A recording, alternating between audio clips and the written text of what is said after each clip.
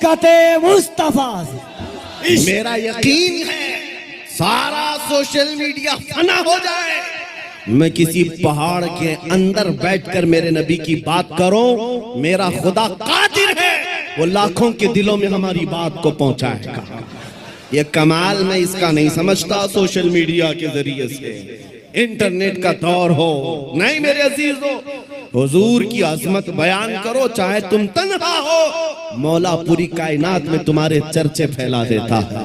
ये रब्बे जुल जलाल की शान है। इब्राहीम अलैहिस्सलाम जब मक्का मुकर्रमा से आवाज दे रहे थे तो पूरी कायनात में आपकी आवाज को अल्लाह ने पहुंचाया। रब कादिर है, जिसकी आवाज को चाहे वो पहुंचाए, लेकिन तुम्हारी लिए जिम्मेदारी आज ये है तुम इनके उनकी जय विजय करना छोड़ दो, इधर उधर के पट्टे डालना छोड़ दो। तुम्हें दुनिया चाहे जितने भी लिबास बदल लो, दुनिया तो हुजूर के नाम से ही पहचानती, ये बात तय है। तुम जहां जाओगे हुजूर के नाम से तुम्हें पहचानती है। जिस दिन तुमने नाम कहा तुमको ये नहीं कहेंगे बिहार का है, पटना का है, फलां का है। दुनिया तुम्हें अगरचे गांव के नाम से जान जाएगी, लेकिन तुम्हारी निस्बत वो सीधे मदीने के ताजदार से जोड़ कर देखती, ये पक्की बात है। और आपको क्या इस बात पर कोई आपत्ति है कि दुनिया हुजूर की गुलामी से आपको पहचाने तो आपको ऐब लगता है? फखर होगा कि नहीं होगा? अगर हुजूर की गुलामी से दुनिया तुम्हें पहचानने पर फखर होगा तो मेरी बात सिर्फ इतनी सुन लो, पूरे के पूरे ही गुलाम क्यों ना हो जाए। जब गुलाम होना ही है तो पूरे क्यों ना हो जाए। आला हजरत ने क्या खूब कहा, आज ले उनकी पनाह, आज मदद मांग उनसे, कल न मानेंगे कयामत में अगर मान गया। उन्हें जाना उन्हें माना, न रखा गैर से काम, लिल्लाहिल हम्द मैं दुनिया से मुसलमान गया।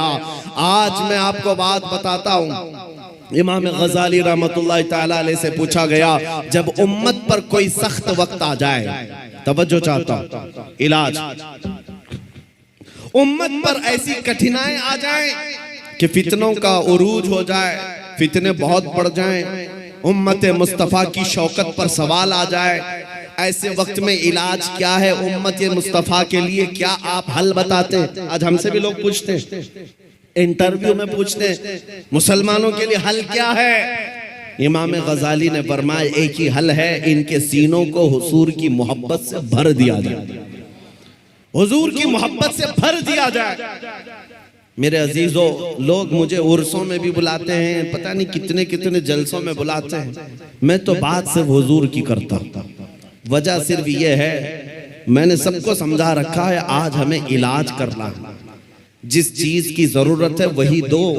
जब इलाज कंप्लीट हो जाए इंशाअल्लाह ये जिस जगह भी ले जाओगे ये खड़े हो रहे। इमाम गजाली ने फरमाया इनके दिलों को हुजूर की मोहब्बत से भर दो। तो आपसे पूछा गया, वैसे तो हर मुसलमान कहता है मुझे हुजूर से मोहब्बत है, अभी मैं पूछूं एक हाथ में दो हाथ उठाएंगे, हुजूर से मोहब्बत है या नहीं? अगर अभी सवाल करे हर कोई पुकार कर कहेगा हाँ हुजूर से मोहब्बत है, मैं तो जान देने को तैयार, हर कोई कहेगा। इमाम गजाली ने फरमाया हाँ हर कोई कहता तो है, लेकिन बात क्या है सुनो, इंसान की फितरत है और दुनिया का दस्तूर है, जो इंसान जिससे जितनी मोहब्बत करता है दिन में उसका बार बार जिक्र भी करता है, बार बार उसको याद करता है, बार बार याद करता है। और जब बार बार किसी का जिक्र करने लग जाए तो समझ लो उसका दिल भर गया है, इश्क से मोहब्बत से भर गया है, और नहीं जिक्र ही नहीं करता, यूं ही कहता है तो वो झूठा आदमी, वो झूठ बोलता है। हुजूर से मोहब्बत कहता तो है, लेकिन उसकी जिंदगी में नजर कभी नहीं आता। कहीं ऐसा तो नहीं मेरे अजीजों, आज मैं नौजवानों को देखता हूं फिल्मी गानों के, इनको लाइनें याद हो जाती हैं, फिल्मों के डायलॉग याद हो जाते हैं, मेरे नबी की 4 हदीसें क्यों नहीं याद? अगर हुजूर से कसरत से मोहब्बत होती तो हुजूर की अदाओं से भी मोहब्बत होती, हुजूर के जुमले तुम्हारी जुबानों पर गर्दिश कर रहे होते, बार बार तुम उनका का जिक्र कर रहे होते। और फरमाया बुजुर्गों ने, जो कसरत से हुजूर पर दुरूद पढ़ता रहता है दिन भर रात भर, समझ लो उसका दिल भरा हुआ है हुजूर की मोहब्बत से, क्योंकि बार बार वो जिक्र कर रहा है, बार बार याद कर रहा है। एक बुजुर्ग की बात मैं आपको बताता हूं।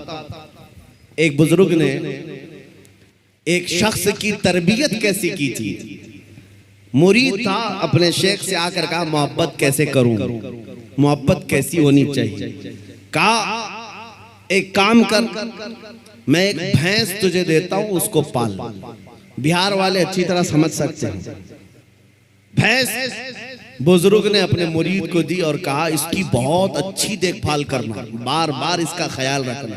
कहा ठीक है, 1 महीने के बाद आना, मुलाकात करना। 1 महीने के बाद आया। हजरत ने पूछा कैसा है, क्या हाल है? कहा मैं बहुत अच्छा हूं। तेरी भैंस कैसी है? कहा वो भी बहुत अच्छी है। तुम खाना खाए? कहा हाँ मैं खाना खा लिया। तुम्हारी भैंस? हाँ वो भी खाना खा चुकी है। जब जब जिक्र किया जाए भैंस का अच्छी तरह से जिक्र करता था। कहा 1 महीना और जाओ, 1 महीना और उस भैंस के साथ उठना बैठना लगाओ रखो। दूसरे महीने के बाद आया।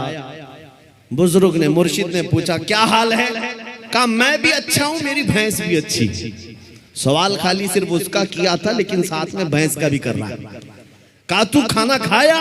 कहा मैं भी खाना खा चुका, मेरी भैंस भी खा चुकी। कहा तू नहा लिया? कहा मैं भी नहाया हूं, मेरी भैंस भी नहाई।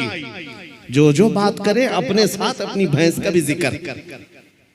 बुजुर्ग ने कहा 1 महीने और अपनी भैंस से करीब रहे, उसके बाद फिर तीसरे महीने मुलाकात करेंगे। 3 महीने गुजर गए। 3 महीने के बाद जब वो आया तो बुजुर्ग मुर्शिद ने पूछा क्या हाल है? कहा मेरी भैंस बहुत अच्छी। अब जुमला बदल गया।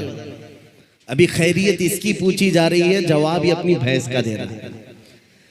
पूछा बुजुर्ग ने खाना खा चुका? कहा मेरी भैंस तो खा चुकी। तू नहाया? कहा मेरी भैंस तो नहा चुकी। मेरे अजीजों, ये मिसाल बिला तशबीह बिला तमसील। उस बुजुर्ग ने कहा मोहब्बत ऐसी होनी चाहिए, जब इंसान को पूछा जाए तो अपने आप को भूल जाए, अपने महबूब का जिक्र करने लग जाए। जब वो कमाल को पहुंचता है, सिर्फ उसकी आंखों में अपने महबूब के जलवे हो। और बरेली के इमाम को हमने पढ़ा है, कोई आया बंदा गुलाब का फूल तोहफे में पेश करने के लिए, ला करके दिया, कहा इसको कबूल कर लीजिए। दुनिया में लोग गुलाब तोहफे में एक दूसरे को देते लेते हैं। इमाम फाजिल बरेलवी उस गुलाब को कबूल तो करते हैं, देखते हैं, उसके बाद मुस्कुरा कर कहते हैं ये दुनिया का गुलाब है, सुबह खिलता है शाम में मुरझा जाता है। मैं उस गुलाब से मोहब्बत करता हूं जो कभी मुरझाता नहीं है, जो जब से खिला है कभी मुरझाता नहीं। और उसके बाद कहना शुरू कर दिया, सरताब कदम है तने सुल्तान जमन फूल, लब फूल दहन फूल जकन फूल बदन फूल, वल्लाह जो मिल जाए मेरे गुल का पसीना, मांगे न कभी इत्र न फिर चाहे दुल्हन फूल। क्या बात रज़ा उस चमनिस्तान करम की, ज़हरा है कली जिसमें हुसैन और हसन फूल। आला हजरत ने एक फूल को देखा,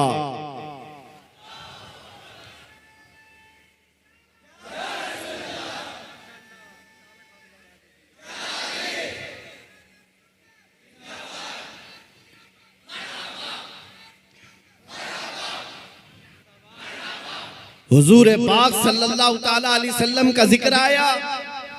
आला हजरत ने सारे फूल फूल फूल पर एक नात ही लिख दी। यह इश्क का दर्जा होता है, जिक्र अपने महबूब का ज्यादा करे, अपना नहीं। यहाँ लोग तुर्रम खां बने हुए अपने ही बड़ाइयां करने लग गए। आला हजरत ने अपनी तो छोड़ो, किसी दुनियादार की तारीफ करने पर भी रजामंद नहीं हुए।